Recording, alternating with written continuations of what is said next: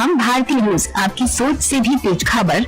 राजनीति के आंगन से जुर्म की दुनिया तक, ग्रामीण इलाकों से शहर की गलियों तक, प्रदेश की हर छोटी बड़ी खबर से करेंगे आपको रूबरू। Gorakhpur breaking news. नमस्कार, हम भारतीय न्यूज से गोरखपुर जिला ब्यूरो प्रमुख धर्मेंद्र कुमार श्रीवास्तव की खास खबर। टाल मटोल और उच्च अधिकारियों को गुमराह करने से आज जाकर याचिगणों ने पुनः मुख्य अभियंता गंडक कार्यालय के समक्ष शुरू किया गया धरना। गोरखपुर मुख्य अभियंता गंडक के कार्यालय समक्ष माननीय उच्च न्यायालय के आदेशों के क्रम में इस संघ के प्रांतीय अध्यक्ष हुकुम सिंह, प्रांतीय महामंत्री R.K. मालवीय, प्रांतीय कार्यवाहक अध्यक्ष शिवानंद श्रीवास्तव, मंडल अध्यक्ष विवेकानंद पांडे, महामंत्री इंद्रेश गौड़, पुलिस प्रशासन, मुख्य अभियंता गंडक एवं उनके अधीनस्थ अधिकारी गणों के मध्य यह समझौता हो गया कि यह प्रकरण जिला प्रशासन गोरखपुर सौंपा जाए। जो निर्णय वे दोनों पक्षों को मान्य होगा, परंतु 15 दिसंबर 2021 को दिए गए निर्देश के बाद भी अभी तक न तो कोई कमेटी गठित की गई। इस पर इस संघ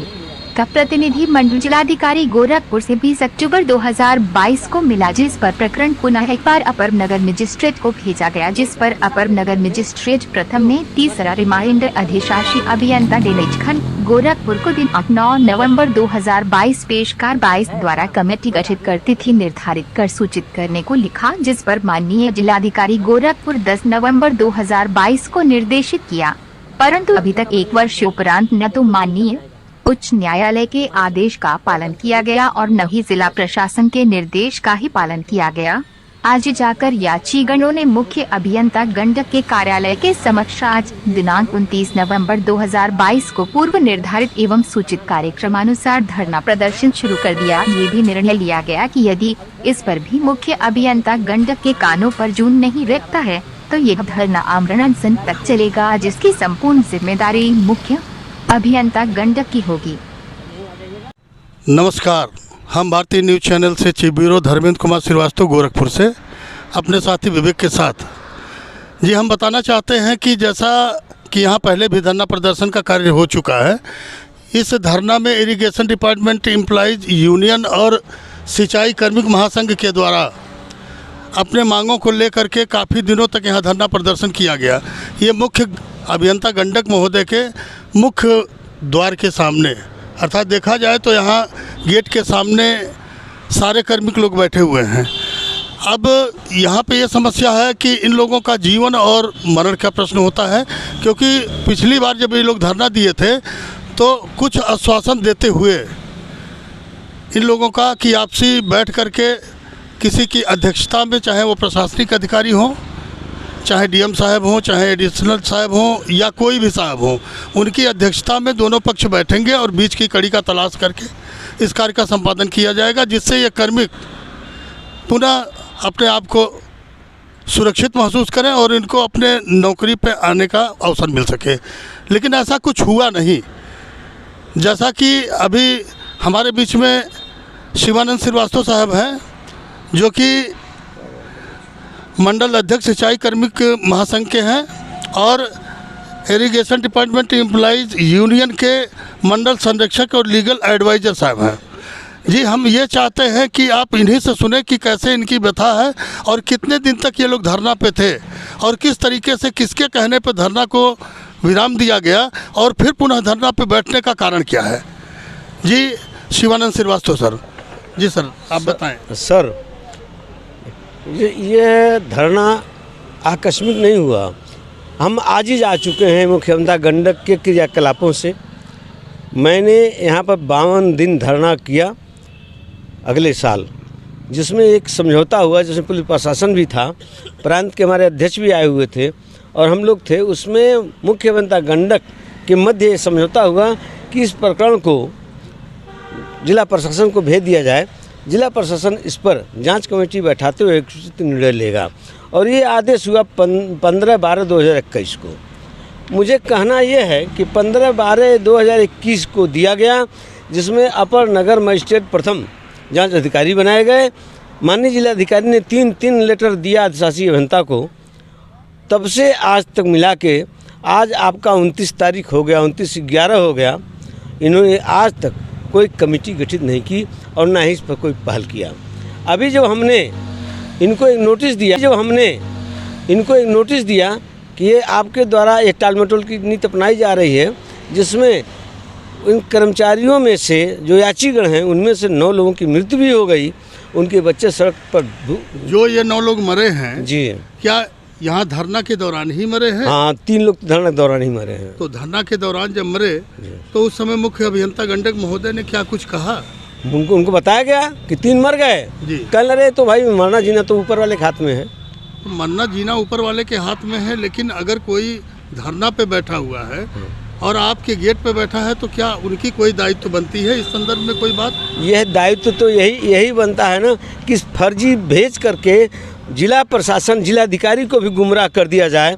आप मुझे बताइए सर, आपसे मैं आपके प्रेस के माध्यम से कहना चाहूँगा कि जब यह एक आदेश हुआ और उस आदेश में ये हो गया कि अपर नगर मजिस्ट्रेट प्रथम जांच अधिकारी हैं, ये तब से लेकर आज तक कुछ नहीं किए। मैं लगातार उनसे मिलता रहा, उन्होंने 3 रिमाइंडर दिया।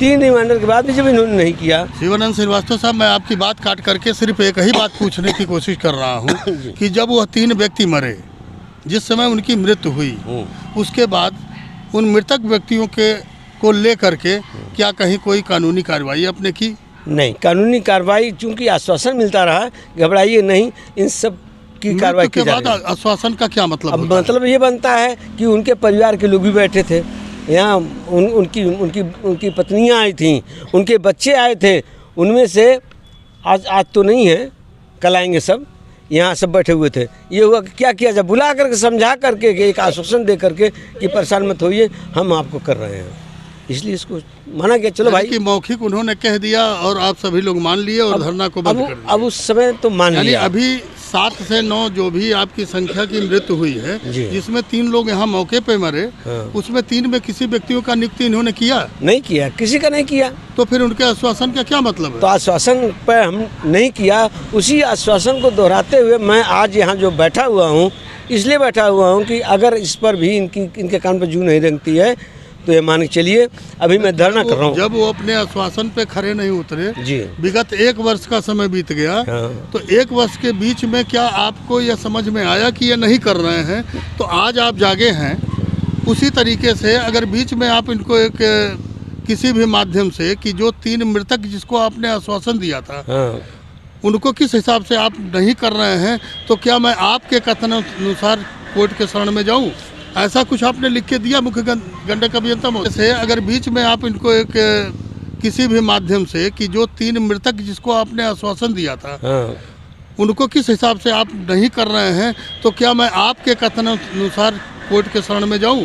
ऐसा कुछ आपने लिख के दिया मुख्य गंडक अभियंता महोदय को? मैंने इनको सीधे सीधे लिखा कि यदि आप अब भी ये नहीं करते हैं, ये 9 मरे हुए हैं, मृतक आश्रित, इनकी नियुक्ति नहीं होती है, और जो बाकी कर्मचारी यात्रीगण हैं इनको कार्य पर नहीं लिया जाता है, तो मैं 29/11/2022 से आपके कार्य में धरना दूंगा और इस धरने को मैं आमरण अनशन तक ले जाऊंगा और उस आमरण अनशन तक ले जाकर के ये देखो। आपको ये विश्वास है कि जब आपके 3 बंदे यहाँ पे मृत्यु हो चुकी है, तो यह आपको विश्वास है कि आप अगर आमरण अनशन पे बैठेंगे तो इनका कोई निष्कर्ष निकलेगा? मेरा आमरण अनशन में बैठूंगा, जहाँ मेरे भाई मर चुके हैं वहाँ मैं इनका अगुआ हूँ, मेरा मरना नितांत आवश्यक है। मैं भी मर के देखूँ इसके बाद में क्या होता है। माननीय जिलाधिकारी महोदय क्या करते हैं, माननीय अपर नगर मजिस्ट्रेट प्रथम क्या करते हैं और माननीय उच्च न्यायालय क्या करता है, ये तो देखा जाएगा। मैं सीधे आमरण अनशन में बैठ रहा हूँ, देखता हूँ क्या होता है।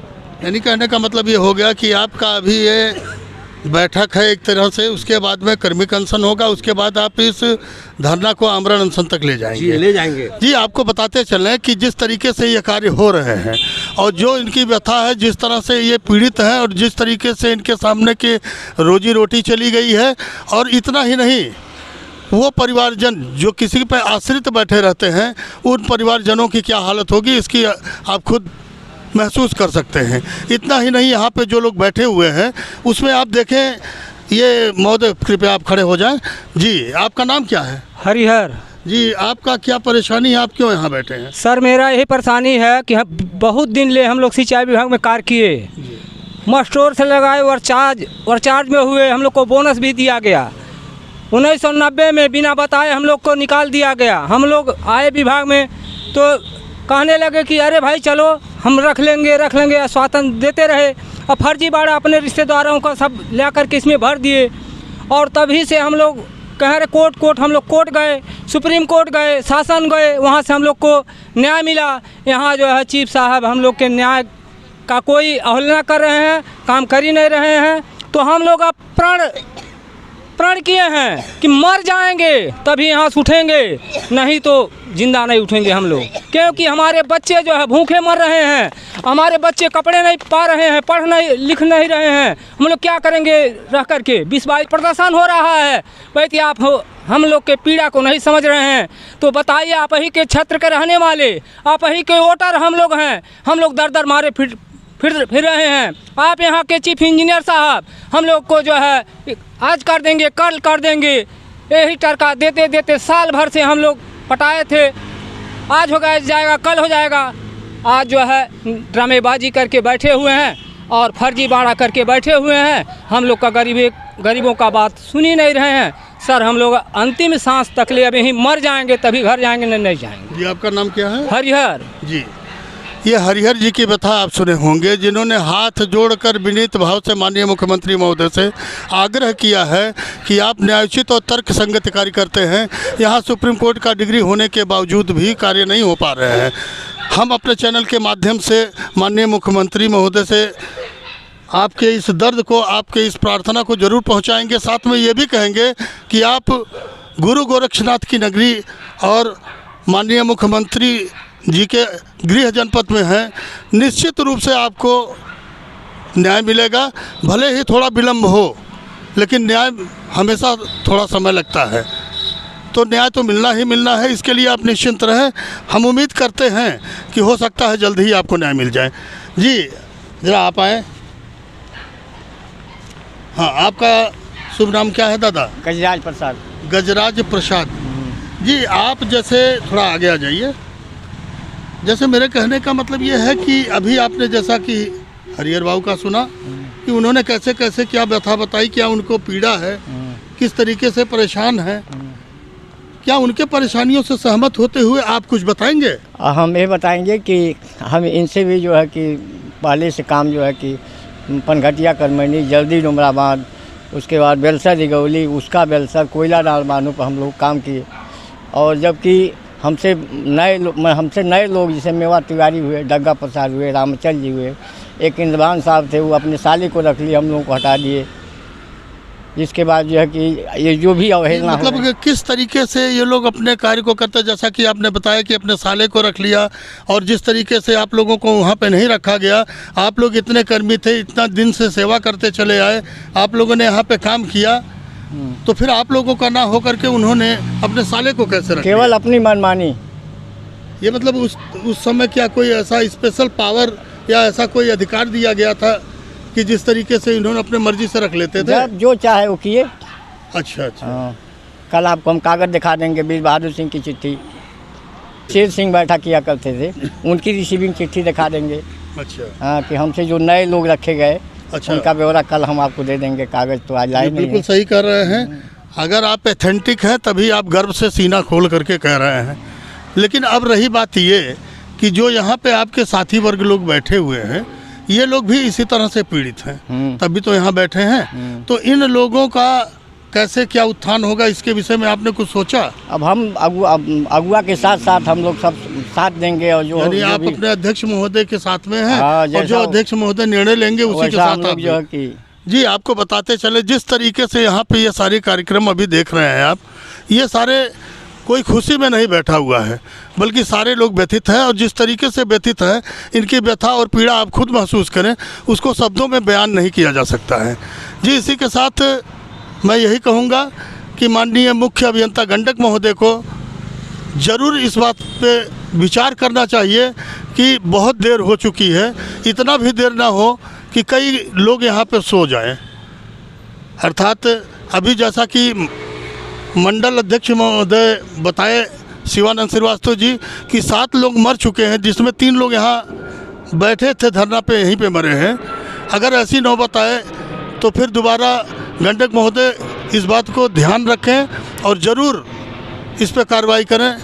जी आप सभी का धन्यवाद, और मैं कोशिश करूंगा कि अपने चैनल के माध्यम से आपकी व्यथा संबंधित अधिकारियों और माननीय मुख्यमंत्री तक पहुंचे ताकि आपको न्याय मिल सके। हम भारतीय न्यूज़ चैनल से धर्मेंद्र कुमार श्रीवास्तव, जिला ब्यूरो प्रमुख धर्मेंद्र कुमार श्रीवास्तव, गोरखपुर। जी धन्यवाद।